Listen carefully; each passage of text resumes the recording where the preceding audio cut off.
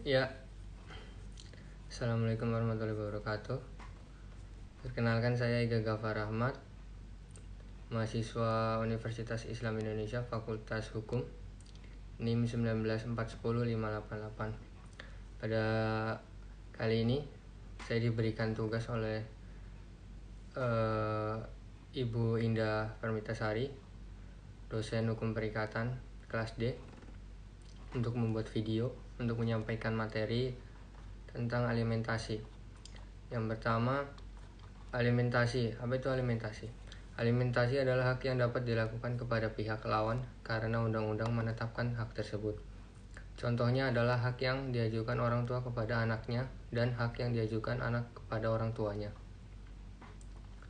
Hal ini terdapat dalam pasal 298 KUH Perdata. Setiap anak berapapun juga umurnya wajib menghormati dan menghargai orang tuanya. Orang tua wajib memelihara dan mendidik anak-anak mereka yang masih di bawah umur. Kehilangan kekuasaan orang tua atau kekuasaan wali tidak membebaskan mereka dari kewajiban untuk memberikan tunjangan menurut besarnya pendapat mereka guna membiayai pemeliharaan dan pendidikan anak-anak mereka itu. Materi selanjutnya yaitu perbuatan melawan hukum atau PMH. PMH ini diatur dalam pasal 1365 KUH Perdata yang berbunyi tiap perbuatan melawan hukum yang membawa kerugian kepada orang lain mewajibkan orang karena salahnya menerbitkan kerugian itu mengganti kerugian tersebut. Adapun unsur-unsur PMH yaitu yang pertama perbuatan melawan hukum, yang kedua kesalahan, yang ketiga kerugian, keempat hubungan kausal antara perbuatan dengan kerugian.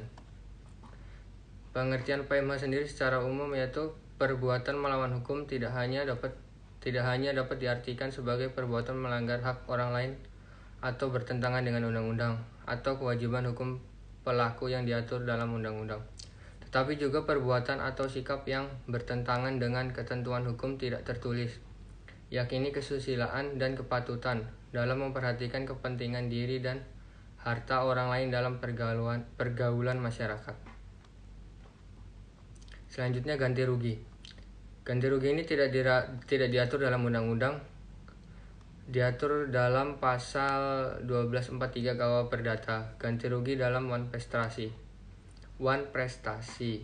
Besarnya ganti rugi ditetapkan dengan taksiran sedapat mungkin dikembalikan kepada posisi semula sebelum terjadi PMH.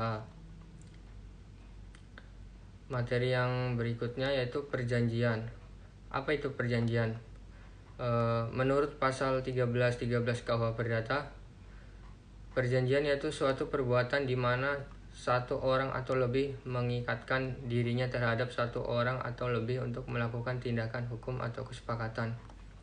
Perjanjian sendiri terbagi menjadi dua, yaitu perjanjian bernama. Perjanjian bernama adalah perjanjian yang sudah diatur dan diberi nama oleh pembentuk undang-undang karena paling banyak digunakan dalam kehidupan sehari-hari. Yang kedua, perjanjian tidak bernama. Perjanjian tidak bernama adalah perjanjian yang belum diatur di dalam KUH Perdata tetapi terdapat di dalam masyarakat. Macam-macam perjanjian. Yang pertama, perjanjian pinjam pakai. Menurut pasal 1740 KUH Perdata, perjanjian dengan mana pihak yang satu memberikan barang kepada pihak lainnya untuk dipakai secara cuma-cuma dengan syarat bahwa yang menerima barang ini setelah memakai atau setelah lewatnya waktu tertentu akan mengembalikannya. Objeknya yaitu semua benda pada umumnya, kecuali barang-barang yang di luar perniagaan dan barang habis pakai. Yang kedua yaitu perjanjian pinjam-meminjam. Menurut pasal 1754 KUH Perdata, suatu perjanjian dengan mana pihak yang satu memberikan kepada pihak lain suatu jumlah barang tertentu yang habis karena pemakaian dengan syarat pihak yang terakhir ini akan mengembalikan sejumlah barang yang sama dari jenis dan mutunya. Materi selanjutnya yaitu hibah. Apa sih hibah? Hibah yaitu suatu barang atau benda yang diberikan kepada seseorang ketika ia menghibahkan ketika yang menghibahkan masih hidup. Objek hibah yaitu semua orang dapat melakukan hibah kecuali anak di bawah umur dan antara suami dan istri. Selanjutnya pemberian kuasa. Pemberian kuasa menurut pasal 1792 KUHP Perdata, perjanjian di mana seseorang memberikan kekuasaan atau wewenang kepada orang lain yang menerimanya untuk bertindak atas namanya menyelenggarakan suatu urusan. Macam-macam kuasa. Yang pertama, kuasa umum. Kuasa umum hanya meliputi perbuatan atau tindakan pengurusan kepentingan pemberi kuasa. Yang kedua, kuasa khusus. Kuasa khusus diberikan oleh pemberi kuasa kepada penerima kuasa untuk kepentingan dan atas nama pemberi kuasa yang hanya terbatas pada apa yang tertuang di dalam surat kuasa.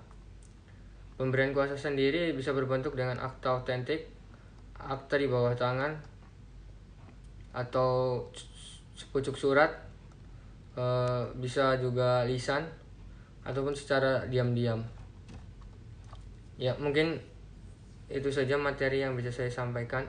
Kurang lebihnya mohon maaf. Assalamualaikum warahmatullahi wabarakatuh.